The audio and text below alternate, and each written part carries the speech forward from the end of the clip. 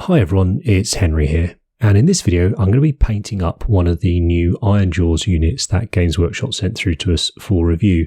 In this case it's the Ardboy Big Boss, and I've chosen to do him in the Iron Sunz scheme, which is that yellow scheme.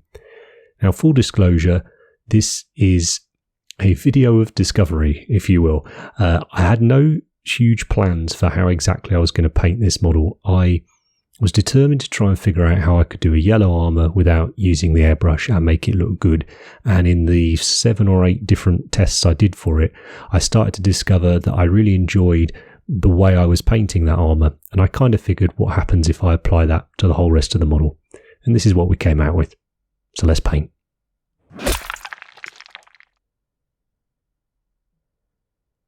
So a key part of the entire scheme is the base coat we're going to put on the model, and I'm going to use Vallejo model colour Hull Red here. Now I'm going to use an airbrush for the first couple of stages, but you could absolutely use a rattle can to just lay this down with. It's not important.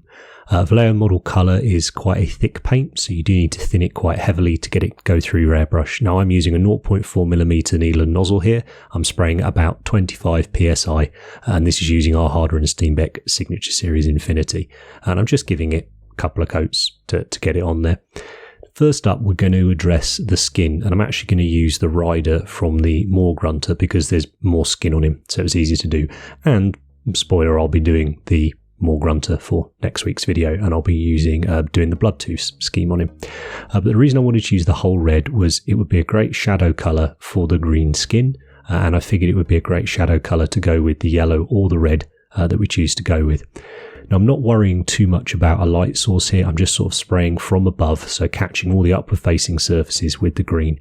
Now, the green I'm using is Vallejo Game Colour Black Green, extra opaque. Now, this may no longer be available because I know they updated their game colour range recently, but I'm certain that the one they've replaced it with will be absolutely fine. If you can't find it, then there's a model colour black green, be really good as well.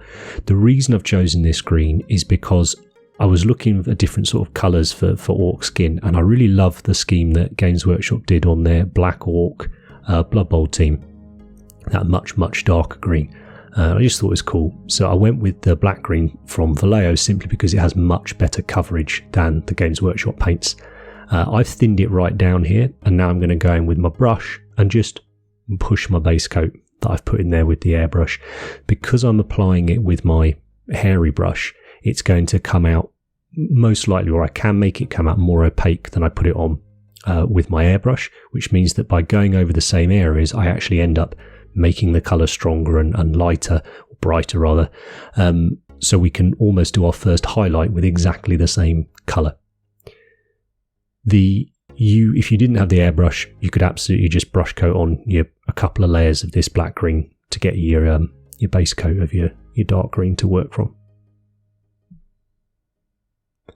And with regards to where I'm placing the highlights, I'm simply thinking, right, what parts of him are facing upwards towards the light? And any part that is facing upwards towards the light, I'm going to apply a highlight to. And no matter how big or how small the area is. And generally, what I will try and do is move my brush towards the highest point on that little bit of the model that I'm painting. And what this will do is deposit the most pigment in where I move my brush off the model, so at the brightest point. So theoretically, it's going to get brighter and brighter as I move my brush off in the same area, but will also create quite a nice transition into that highlight, because again, we're using really nicely diluted paint, as you saw on the back of my nail. That's the consistency I'm using for all the paint pretty much I use on this entire model. The only thing to really bear in mind when we're using paint that has been thinned as much as that, or is as dilute at that, is to ensure that we're touching it off on a piece of kitchen towel or something to take the excess paint off, so that when we touch the brush to the model, it doesn't all wick off and just flood into all the recesses type thing.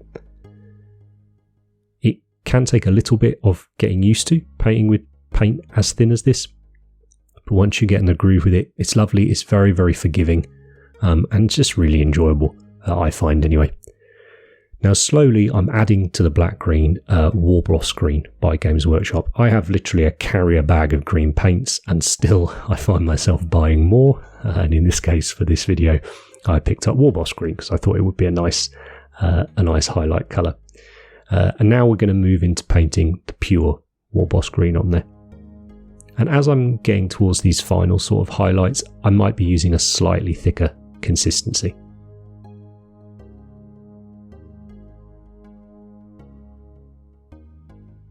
Now, we've done another video on Orc Skin quite a few years ago actually, and I think it's really worth a watch. It's a very, very similar style to this, different colours.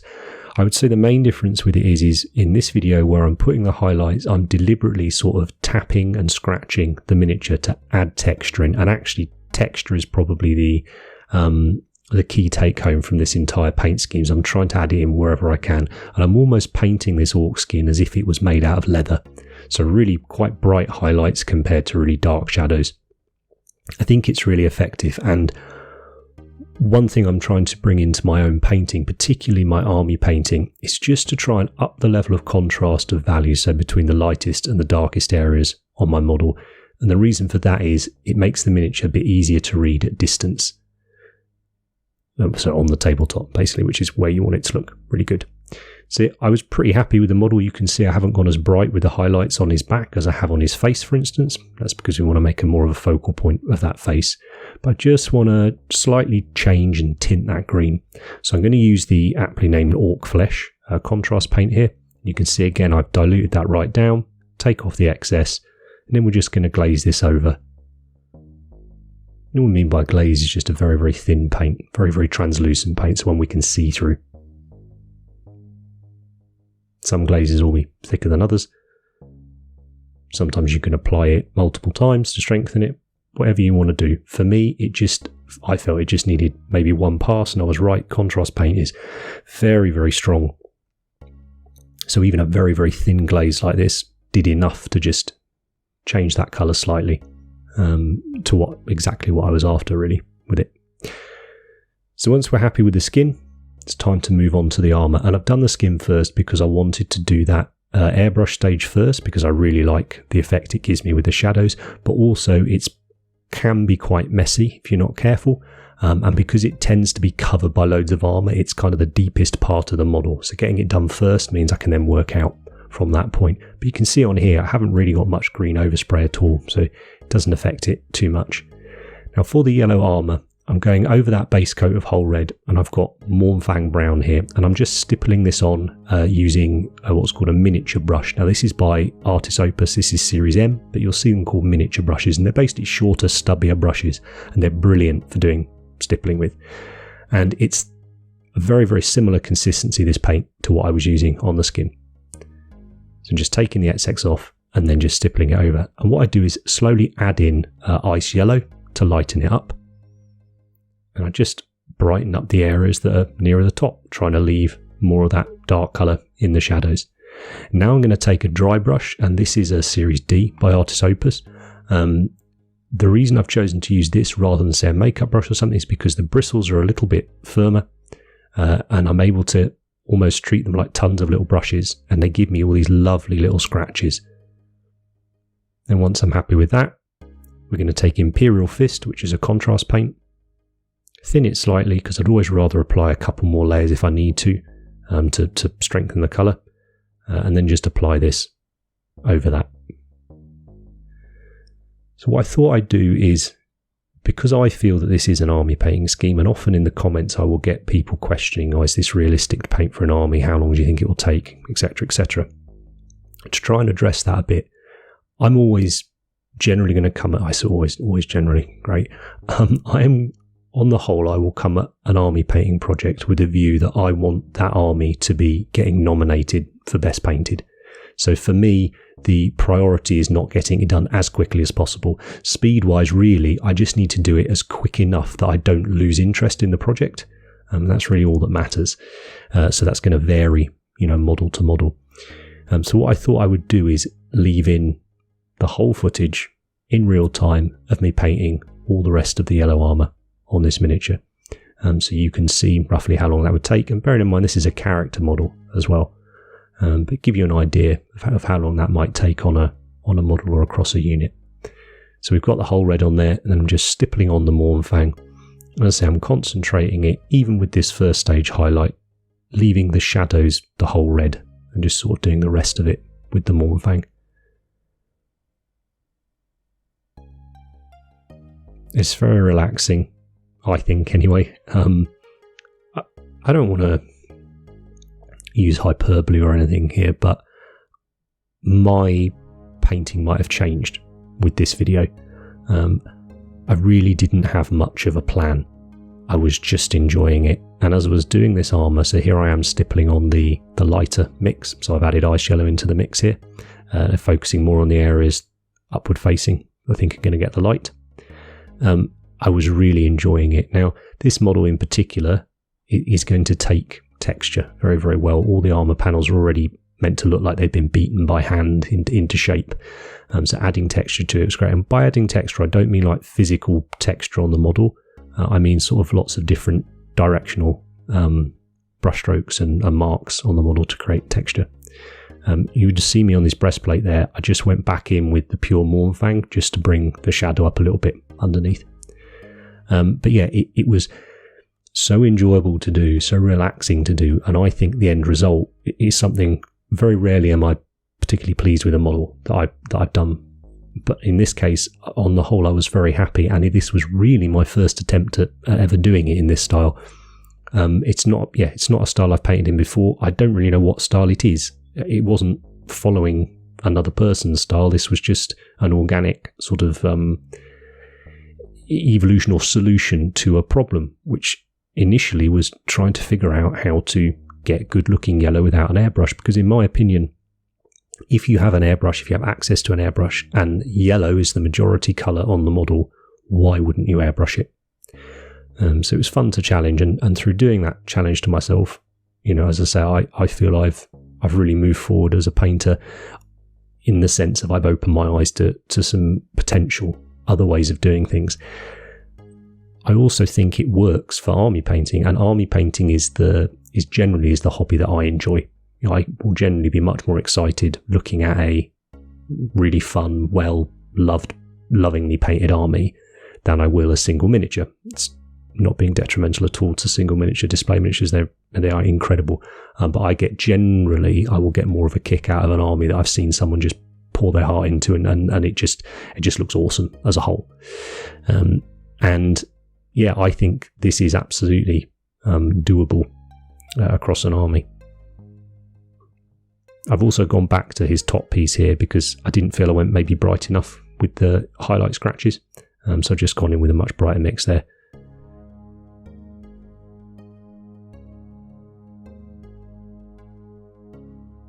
And I think the key really to working like this, and I was discovering this as I was going, was to keep that paint consistency thin, just not have too much on the brush.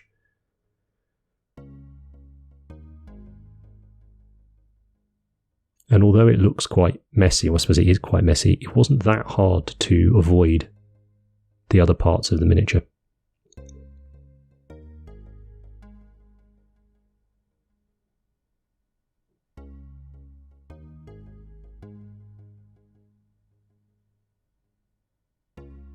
I can certainly recommend picking this model up if you fancy painting an orc.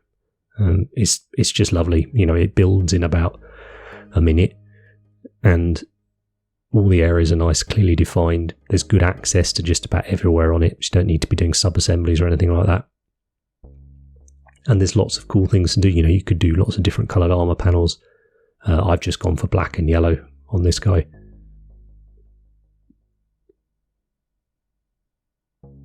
Now I have a little bit too much contrast paint on my brush there, and what it's done is it's flooded the surface and gone into the recesses, and it's going to be strong in the recesses where it settles because there's a lot of the pigment there. And actually I really liked how that came out, because it almost felt like they just slapped the paint all over the armour, right? Almost like when you whitewash something and it will collect more heavily in the recesses. So I didn't mind that at all. Now actually I'm just going back over that top panel where I'd put the initial highlights on. And then the final stage, once that's dry, I mixed a little bit of ice yellow and the contrast paint together. So the contrast paint's in there to give it more of a yellow tint, and the ice yellow is there to make it lighter but also a thicker paint, so that I can just do some little tippy-tappy chips along the edges just to push that armour a little bit more, look like chips, look like battle damage, but also I can start here to just add a few more around the head area. And I was really thinking, okay, focus in on making that area around the head brighter and perhaps slightly more painted than the rest of the model. So that's where people's eyes are drawn to. That's where you put the effort in. In the recent article about the IRONJAWZ, they mentioned how they like the idea of them having not all their armour was all painted. You know, they replaced panels with just bare metal or, you know, a different colour. And I wasn't quite sure what colours I was going to do them. So I did everything black, and then I could decide if I wanted to do some of them metal. And when I'd done that, I've realised I didn't want to do any metal ones. I didn't want too much metallics on this model. But also, the crotch plates, something just looks a little bit off, a little bit imbalanced. So all I've done is gone in and painted on a few little flames. And they're very, very easy to paint, the orc flames. They're just sort of zigzags. And I'm going to build the paint up exactly how I've done on the yellow armour. So I'll start with a Mournfang.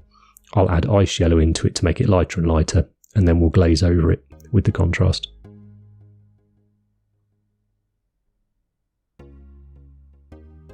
I hope you don't mind me leaving in some more real-time footage in this paint job. I just thought it could be helpful to address certain people's questions that I get quite often. I don't generally want the videos on YouTube to be super long. If you're looking forward to really in-depth videos, multi-part series, then the things we do over on Patreon should sort of tick that box for you. We'll go into a lot of the theory, a lot of the whys we're doing everything, rather than it just being, you know, recipes and sort of having a bit of fun and chatting like we do over here on YouTube. I think Andy's just finished a 3-part Cities of Sigmar on there. I think we've got Sanguinius. I think there's a couple of videos coming up about a Sanguinius he's painted recently for the Nova raffle, which is cool. So now I was happy where all the armour plates were, the colours they were. I'm just going to do exactly the same. I've added ice yellow into the black to create a grey, and now I'm just going to stipple it on and scratch it around and, you know, move it about and have some fun.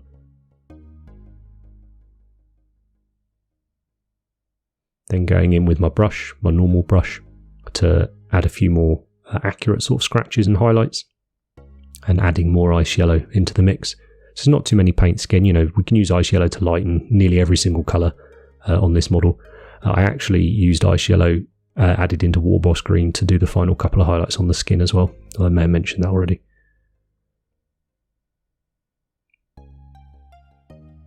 So lots of lovely little scratches. This obviously isn't real time.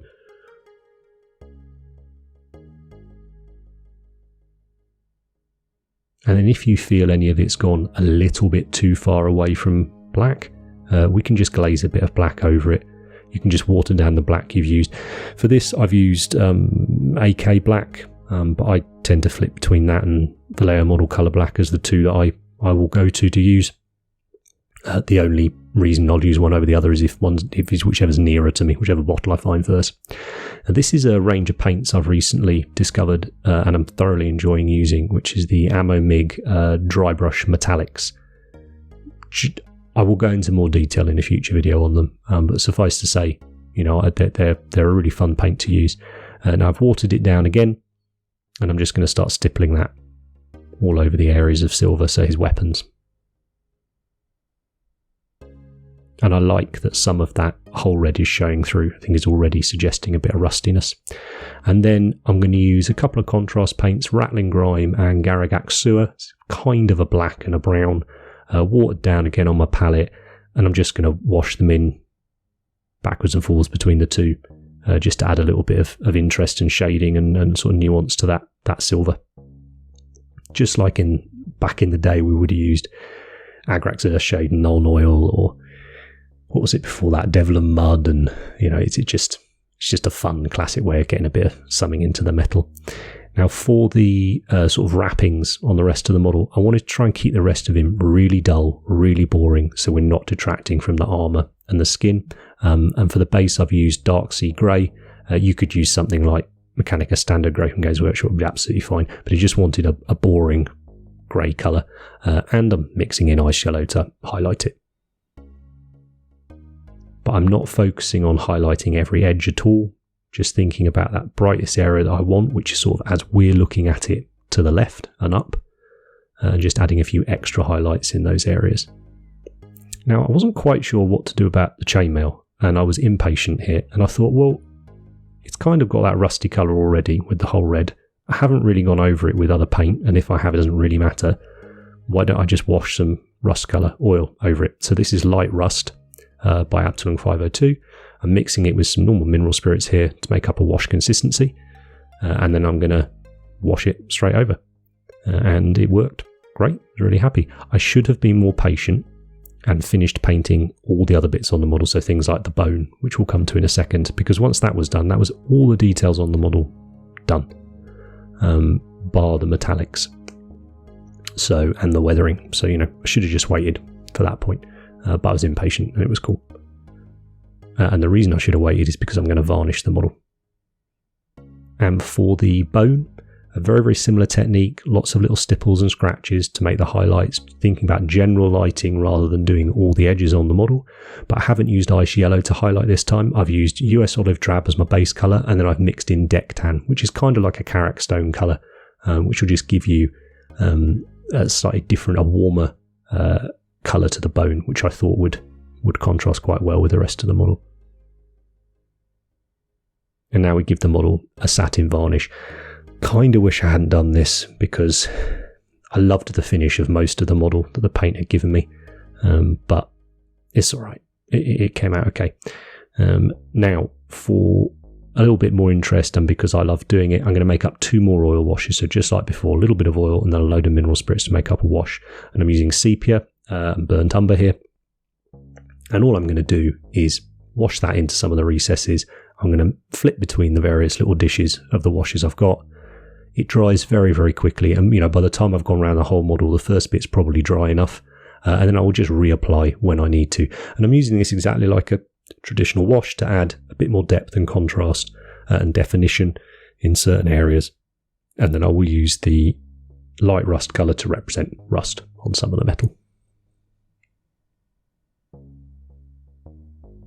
Trying hard here not to get any of it on the skin, because I only really want it on the metals.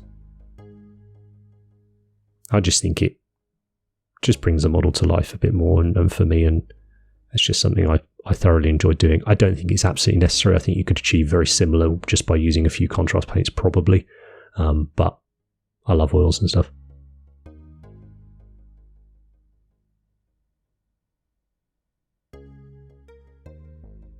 And it comes together very quickly, you know, like a lot of these army paint jobs do. So it's just have a bit of faith and see it through. It won't look good at about 90% done, but that last 10% is where it really starts to change. And for the basing, I'm doing it the same as I do the basing on nearly all our YouTube stuff, but I thought I'd leave a little bit of that in because not everybody goes and watches the separate video that I often link up for it. So I'm just using a basing texture paint here, and I'm then going to smoosh a load of powders over the top of it. But I only have this particular texture paint, which is the one I'm currently enjoying using. It's Dry Ground by AK. So depending on the colour I want, I will wait until it's dry and then I will just paint it the colour I want. And in this case, I thought, well, it'd be fun to get a bit more of that orange and yellow, you know, ochres and siennas and stuff in, possibly with a view to an upcoming Power Armoured project we're going to be doing. But I thought, yeah, why not? Be a bit of fun. And while that was drying, I've just gone back in with our metallic colour from earlier and just sort of dry brushing the edges of his weapons just to bring back a little bit of shine, a little bit of contrast. And I think it's very effective. There was no reason to be remotely realistic, as it were, with painting this model once I decided to do the armour how I did it. So, you know, just all came about making it look cool. And the powders I've chosen here, as you can see, are sort of a dark red brown, a sienna colour, and then a natural sienna colour. And just smoosh them onto the model. And here it is finished. And yeah, I'm really pleased with how it's come out. I was looking at it, and as I was doing it, I was thinking, as I was painting it differently to how I paint many things and really enjoying it, I was like, oh, how could I refine this more? What would I do more? What would I do more to make it better? So on and so forth. And then actually I don't think I need to. I think if you wanted to get an army painted in this style, you don't need to do any more than I've done here, and it would look, I think, really, really interesting to certain people, certainly to myself. So yeah, I'm going to almost try and have some restraint and not particularly push it any further than this. I don't know how much of this I will bring into my quote-unquote regular painting, but all I know is I've thoroughly enjoyed doing it, and I hope that you have enjoyed watching me do it and come up with this. As I say, there's nothing groundbreaking. Every technique here is used by hundreds, if not thousands, of other people, and done very well by many of them. But say for me, it was just a very organic thing and very enjoyable to do. As I mentioned earlier, I'm painting up the Mournfang model. I'm going to be doing him in the Bloodtooth scheme, which is that red scheme with the flames and stuff. So that'll be next week's video, and the pig itself. I haven't decided if I'm going to do it in the same style as this or not. Maybe you let me know in the comments, because I think I'd like to, but I'm not quite sure how that would translate to the pig. So that could be interesting to do. But yeah, thanks ever so much for your support, particularly over on Patreon. You're allowing myself and Andy to do these videos for you, one here, one over there each week, and we are loving it. And I hope, and I think, judging by your comments, you guys are enjoying it as well. So if you've got any questions about what I've done in the video, pop them down in the comments. I'll get back to you as soon as I can. If you've enjoyed it, hit the like button, hit subscribe, and I'll see you next time. If you've liked any of the models in this video and you fancy having an army of them yourself, but perhaps you don't have the time or wherewithal to get it done, consider dropping us an email at commissions@cultofpaint.com, and maybe Ben can sort you out.